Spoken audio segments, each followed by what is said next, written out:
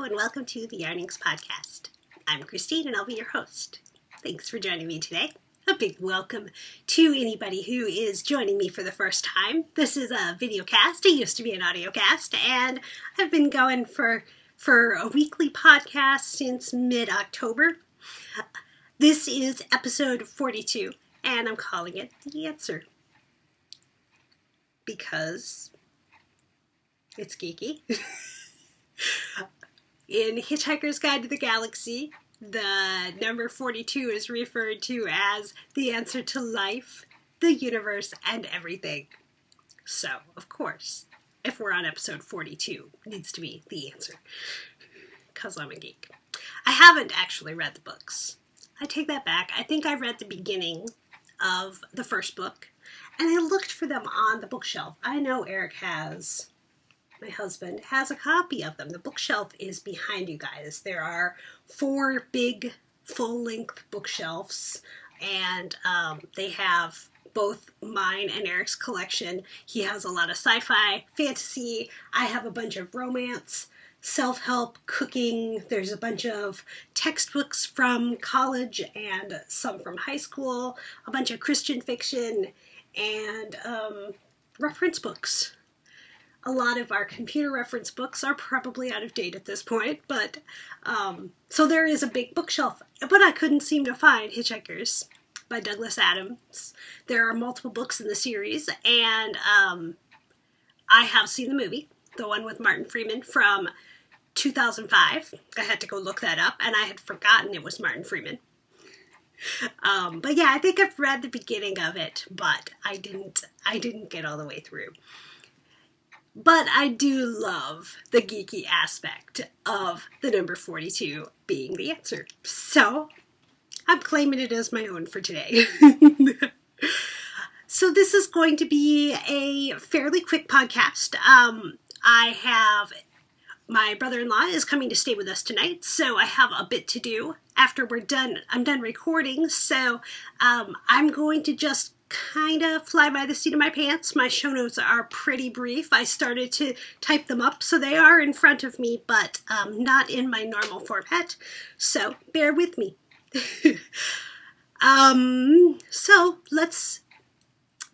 First, I want to thank you guys for introducing yourself in the thread. There have been several new people, and I need to call you out, but I haven't done that yet. If you are new, or if you haven't joined the Ravelry group yet, you should definitely go over there and join. And introduce yourself in the thread so that we can all get to know you. It's really a fun way to build the knitting community, and we'll talk a little bit more about the knitting community at the end of the yarning segment. So with all that said, let's move into the yarnings. I will put down this project and pick up my finished object. I really should have worn this today for you guys, but I just finished it last night, and I didn't figure out how I wanted to wear it. So I will try and wear it for you next week. This is what I'm calling my Regency tunic dress. It is dress length. I started out with the pattern Emmeline, which was a knitting pattern. This is Briar Rose Abundance, I believe, in this beautiful purple color. Let's see how close I can get it. It's kind of a grayed out purple. It's still not showing quite as blue, which is surprising. Usually it shows up a little more blue on my camera. I guess that's a little better. So, oops, I have sounds on still. Let's see if I can just mute it and that won't hurt anything.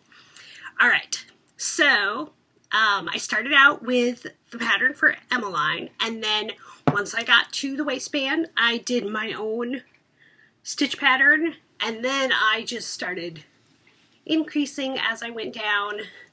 I added a panel of ribbing down the side, and then as I was doing the sleeves, I went back and finished the sleeves. I changed the shape just a little bit more to make them a little more poofy, because I like puffed sleeves, kind of Anne Shirley and Green Gables feel. I love this style.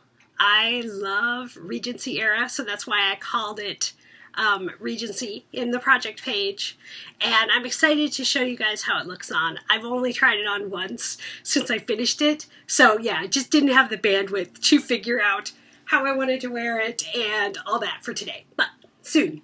So I did finish this in time for the end of the year. So it was my final project for 2014. Wow, you guys, it's 2015. That is so exciting. The next project, I worked on these a little bit this morning. These are my Neontastic socks. There's the heels, and they're almost done. So I started to put a design feature on the top that I just don't like how it turned out. So I'm not even going to show you. So I had finished the design feature and I had done a couple rows of ribbing, and I decided, you know, I'm not happy with it. I might as well rip back. So I have stuck my needles back in on the row before I started the design feature. I was trying to do like some sort of a star or a flower at the top, and I kind of improvised a little too much, and it just didn't come out looking how I wanted it to in the stripes. With these colors, it had to be kind of it had to have enough impact to actually show up, and so then I tried to fix it, and I still. So I don't know what I'm going to do, but I'm fixing it. I love how the pooling is going. I increased up slightly as I moved up from the heel, and so the pooling changed an awful lot compared to the foot. That's my reinforced foot on the bottom, reinforced sole on the bottom there. So it doesn't have quite as drastic of a stripe on the top. The color changes happened frequently in the line on the bottom, but not as frequently on the top. That's okay. So I knit on these quite a bit while I was watching Lost this week, so now they've kind of got that tied in my head with them. So those will probably be finished in the next day or so. I put some time in on my daybreak as well. I am almost to the point of being done with stripes. I think I have one more stripe to go, or two more stripes to go. I'm really close. Need to count again. But then I will do a nice big section of as much of the fruju as I have. I think it might be longer than what they call for. I still have quite a bit of the blue, so maybe I'll do a couple extra stripes and then go into the fruju. Just make it a little bigger. For me, I enjoy the little bit bigger shawls anyhow, so I am loving this, and it was so much fun. It's been so much fun to work on this. And I see that Karen Balke is at a very similar place in hers, and so that is awfully fun that we have been able to work on this at the same time. All right, so the next work in progress that also got some good work on it this week is my Christmas sockhead hat. Where was I in this last week? Last week was the 31st, I guess. And so I brought it with me to New Year's Eve, and I brought it with me to play games. And so I have put on a lot of inches onto it, and yeah, this is it's close. I'm within an inch or so of the top, and I still have a ton of yarn left, so I think I'm going to cast on a slightly smaller cast on, just slightly, and try and make a second one for my niece, so then we can have matching hats for next Christmas, because that would be kind of fun, and I know she'll wear it, so her head is not going to get as big as mine in the next year, I don't think. She's growing, but not quite that fast. So I will do it just a touch smaller. I think the cast on is 144, so maybe I'll do like 128 or something. So it's just a touch smaller, and hopefully then I can get still slouchy on the top of it. Cause let's see how much yarn I have. My scale is right here. I have 62 grams of yarn left. So for the top of this, for doing the finishing touch, a little less than half of a skein is going to be just fine for doing a slightly smaller version of it. And that'll be so cool. So I might just go ahead and continue working on that, even though the Christmas yarn isn't as seasonal right now. But then I'll have them done. Maybe I'll even put them in the Christmas decorations so that I don't forget about them next year. How could I forget about these, though? They're awesome. All right. So I have, in this little awesome bin that my friend Angel sent me, I have a test knit that I am working on, or a sample knit, so I won't be keeping it. And I've got that cast on and going, so that is on its way. And then, okay, I swatched a lovely, airy, you can see through it, a lovely, airy lace weight. This is, let's get the needles out of here.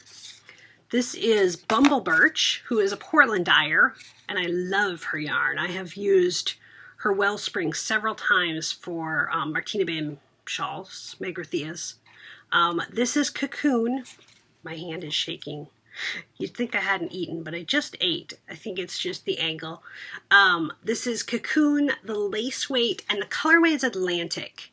And I saw the pictures of this colorway in June, right before Zombie Apocalypse. And I had commented on it saying, that is the perfect blue. And how I don't always knit with blue, but if I were to knit with blue, this would be the one. And sure enough, she had some come in stock and pinged me. And so I bought 2 skeins. One of them slightly lighter than the other, so I'll be alternating.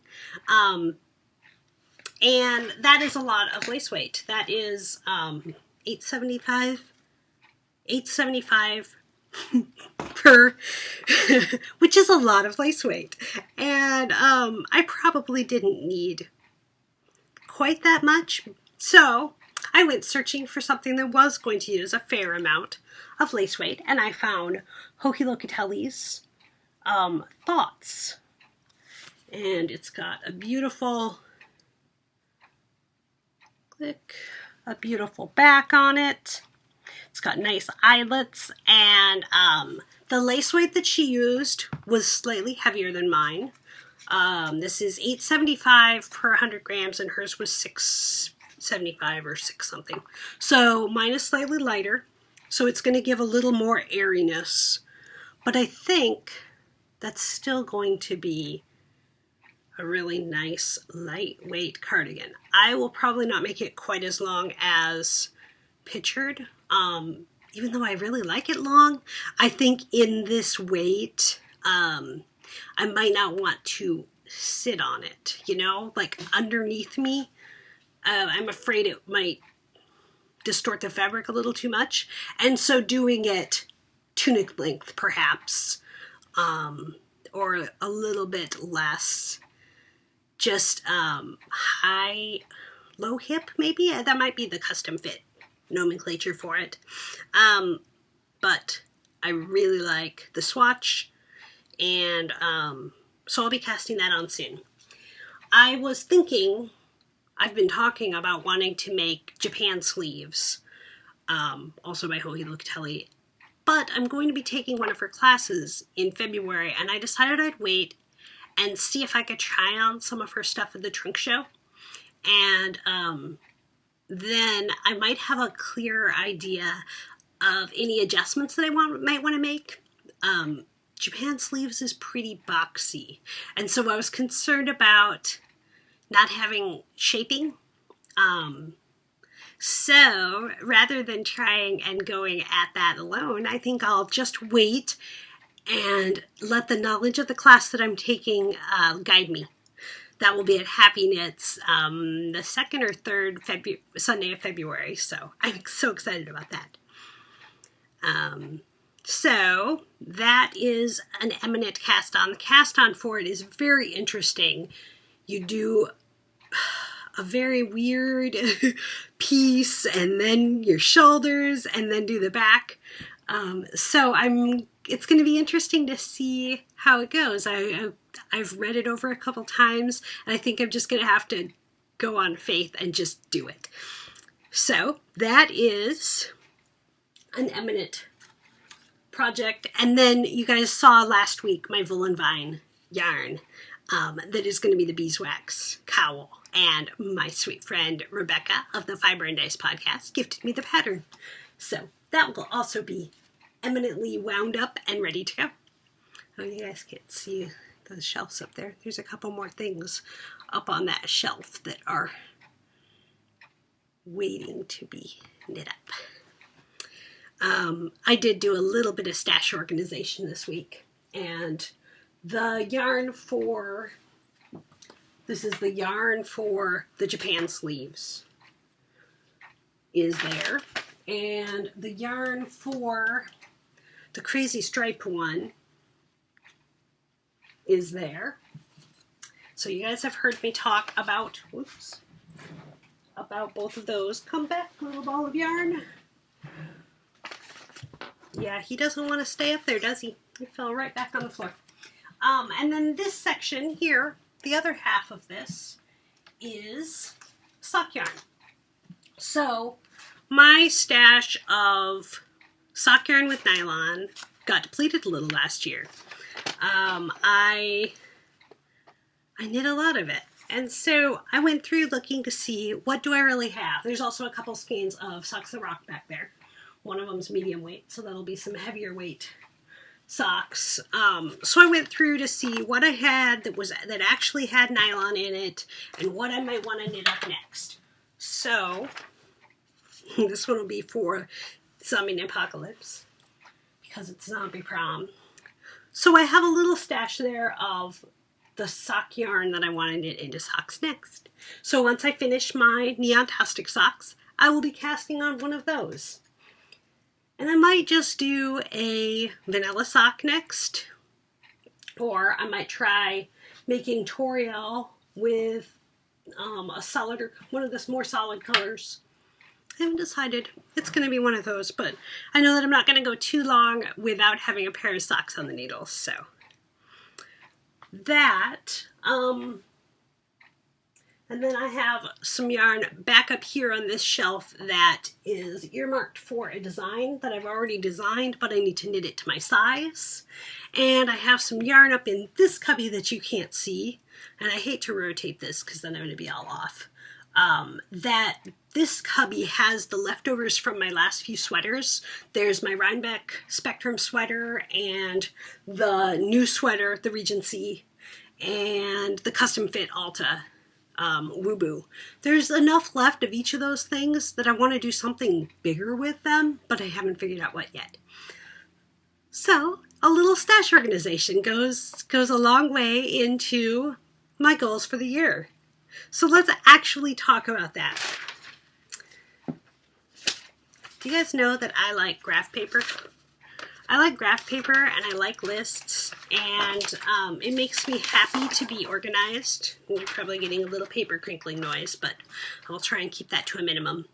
So I went through to look at my 2014 knitting, and I used a trick that Megan of Stuck in It Zombies had talked about, where you tag all of your projects with the year that you finished them.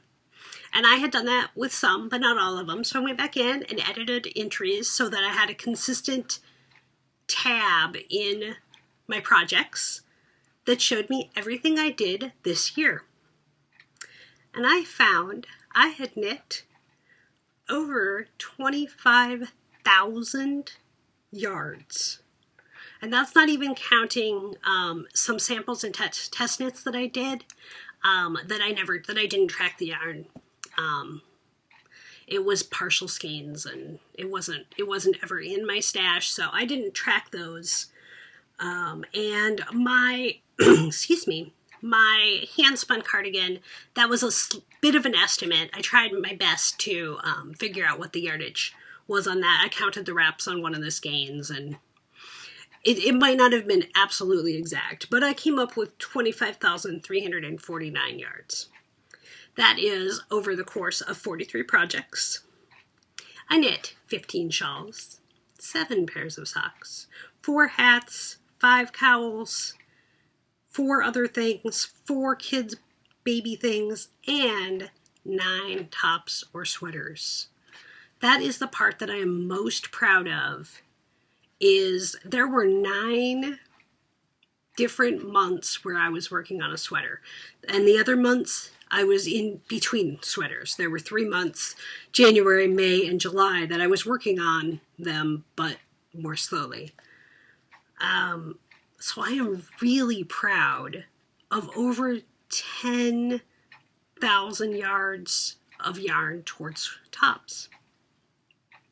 That includes the Hallelujah, the Love Good, my awesome birthday dress, the Laneway, my hand-spun Melly, the Beekeeper's Tank, Hito Fude, my Rhinebeck sweater that was the Feather and Cloud, my Alta custom fit, and the Regency I just finished. So I am really proud of my 2014 knitting. And I did some sample knits, I did some test knits, I did a few gifts, and I worked on some design stuff. And that's really exciting too. So 2014, I'm considering it a serious success.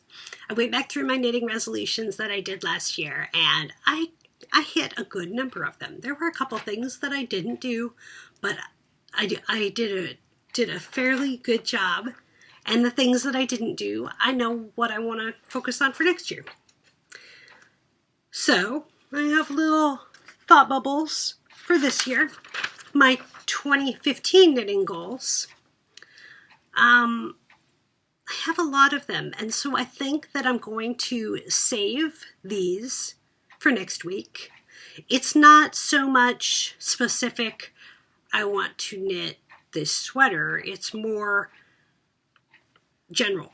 But I kind of want to finish working on it. It's probably good enough right now. I probably have enough details, but I'm running a little long. I have a lot to do today, so I'm going to save this till next time. Okay? I am very excited for 2015 though, and my 2015 knitting is going to continue to be a big part of my life, and I'm going to continue sharing that with you guys. So, as part of the knitting community, we had some really good conversation on the Ravelry boards about conversation knitting, and people enjoying the term conversation knitting too.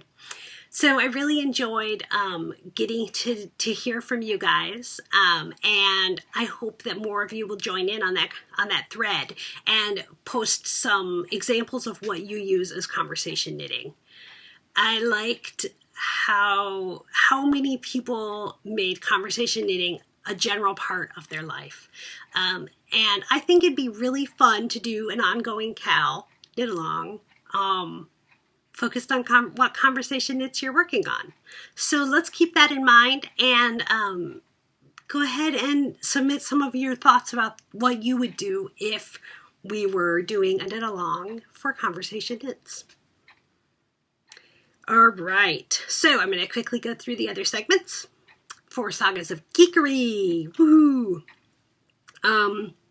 New Year's Eve, I introduced the kids at New Year's Eve to Splendor. I had, let's see, what ages were they?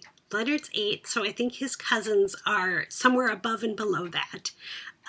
So the 4 of us played Splendor. And little Leonard had played, my nephew, but the other 2 had not, and we had a fun time. Sarah helped her littlest niece, and we had lots of fun. So it was really great to get to introduce that to a new generation of board game geeks. I also finished a game of Castles of Mad King Ludwig after Leah bowed out of that game, and my brother really enjoyed it. I didn't think it would be his kind of game, but he had fun with that and wants to play it again. And then we went to the game day. Game Storm is the annual convention that they have here in the Portland, Vancouver area. It's in Vancouver, and once a year, it's this giant board game event. It takes over the whole Hilton for 4 days, all the conference rooms. And so once a quarter, they have a quarterly game day. And people can come check games out of the library or bring their games that they want to play with other people. And there were a ton of people. So Eric went all day and I came for the afternoon. And we played Tzolk'in, which is the Mayan calendar, I think is what Tzolk'in, the Mayan calendar. And it's kind of worker placement-y, and the board has these gears that turn around, and so then the whole board moves when the gear turns. So that was really cool to get to try that. We played Trains, which is a combination of a deck building game like Dominion with a board. And it was either the fact that we were playing 2-player or the decks that we chose. I'm not sure which, but it didn't end up being quite as fun as I hoped. So I think I need to try that one again. And then we played a game of 7 Wonders, and that one I always love, but we don't own it. So we play it when we go other places. So those were my geeky things. We also watched Serenity. After finishing Firefly last week, we had to watch Serenity, and I always cry. I started Lost Season 1 on my iPad, and I forgot how much I loved these characters. And this was the show that I'd get to the end of it and go, oh my word, what just happened? And I loved that part about it. And it was the first show that really had character-centric episodes. It definitely is one of those favorite shows, and I haven't rewatched it since. I've rewatched parts of it as we went along, but I haven't rewatched it for a long time. So I'm really enjoying just zooming through them just for my own fun and enjoyment and relaxation between stuff. I had been using Scandal as that type of watching, but I've watched it again just recently, so this was the next thing I wanted to do, so I'm really excited about that. And then a couple nights ago we started rewatching Shield Season 1 that I own, but we hadn't opened up the discs, so that will be fun to get to rewatch those, especially since it is hiatus and they won't be back until the spring. In the meantime, though, we get Agent Carter, the mid-season replacement special event. I think there's seven weeks of episodes, and that's going to be really fun. I love when Marvel showcases female characters, so this will be a good one. All right, book of cooking. I haven't done that much cooking in the last week. We've just had some busy days. And so yesterday I did a nice big pan of roasted yams. And I like to eat them as a side dish. I like to eat them I had them last night with a bag of quinoa and some roasted chicken. Today I put a couple spoonfuls of them in my breakfast scramble. And so I've still got quite a few. I will continue to enjoy those the rest of the week. That's just something that once I take the time to roast them, I have them for a few days, and it's something I enjoy. It's a good vitamin-filled side dish meal. So that is the one thing that I've really done, is just cooking a little bit for myself.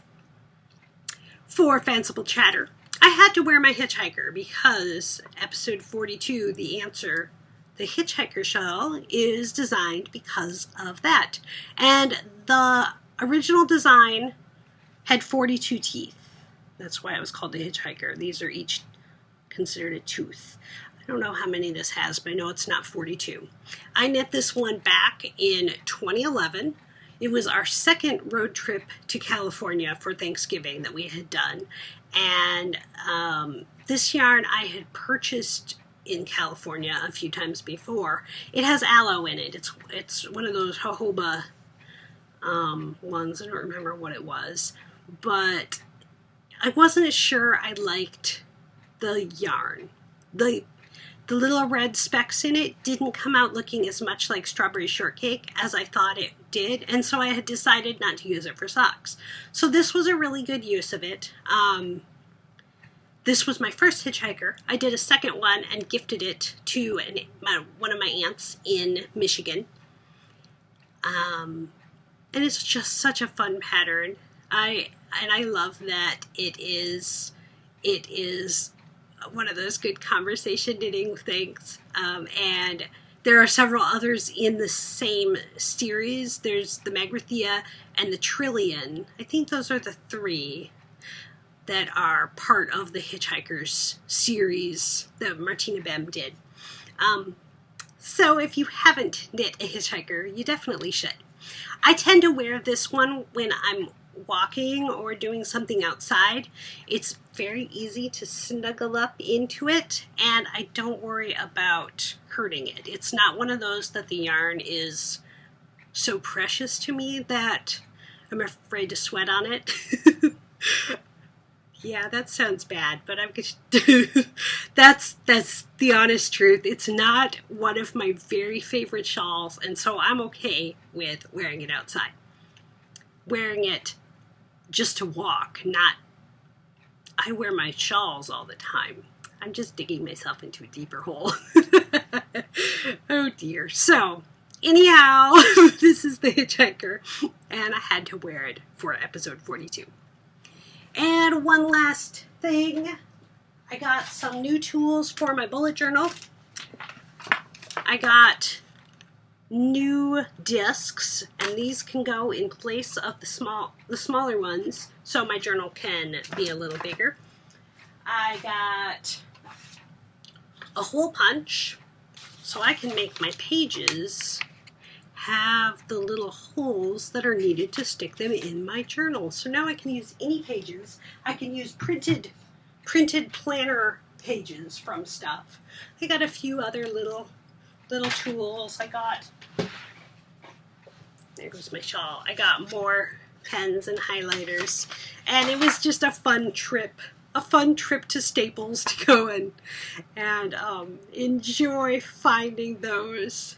We also went to Fry's as part of, I guess I didn't do life stories, but we went to Fry's, which is a giant electronics store down in Wilsonville. And that's when I knit on my Daybreak so much, was the drive down there. It's about 35-40 minutes away. And we went down there and used some gift cards that Eric had for his birthday, and found some great stuff for him.